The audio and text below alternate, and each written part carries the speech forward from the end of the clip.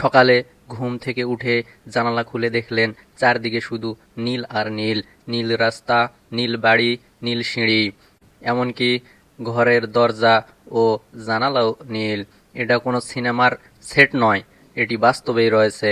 আজকের ভিডিওতে আমরা জানব পৃথিবীর অন্যতম শহর মরক্কোর বিখ্যাত ব্লু সিটি শেফশাওয়েন সম্পর্কে।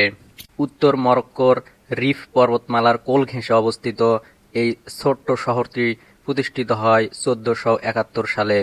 প্রথমে এটি ছিল একটি দুর্গ নগর, যা পর্তুগিজ আগ্রাসন প্রতিরোধের উদ্দেশ্যে গড়ে তোলা হয়েছিল। পরবর্তীতে আন্দালুসিয়া থেকে বিতাড়িত মুসলিম ও ইহুদি শরণার্থীরা এখানে বসতি স্থাপন করেন। পুরো শহর নীল কেন? ঐতিহাসিকদের মতে শহরের নীল রঙের পিছনে কয়েকটি ব্যাখ্যা রয়েছে। প্রথমত 1500 শতকের শেষের দিকে এখানে বসবাসকারী ইহুদি সম্প্রদায় নীল রঙকে আকাশ ও ঈশ্বরের স্মরণ হিসেবে ব্যবহার করতেন।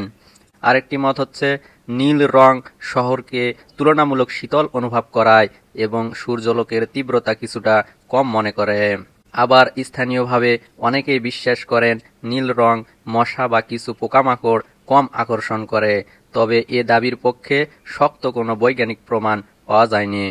বর্তমানে প্রতি বছর বিশ্বের বিভিন্ন দেশ থেকে হাজার হাজার পর্যটক এই নীল শহর দেখতে আসেন, শুধু ছবি তোলার জন্য নয়, শান্ত পরিবেশ, সরু গলি, পাহাড়ি আবহাওয়া এবং ঐতিহ্যবাহী মরক্কান সংস্কৃতি অনুভব করার জন্য। আজও এটি শুধু একটি শহর নয়, এটি মরক্কোর অন্যতম পরিচিতির প্রতীক। পৃথিবীতে অনেক সুন্দর শহর আছে, কিন্তু পুরো শহরকে নীল রঙে রাঙিয়ে ইতিহাস, সংস্কৃতি আর রহস্যকে একসঙ্গে ধরে রেখেছে এমন শহর সত্যিই বিরল। আপনি কি একদিন এই নীল শহর ঘুরতে যেতে চান?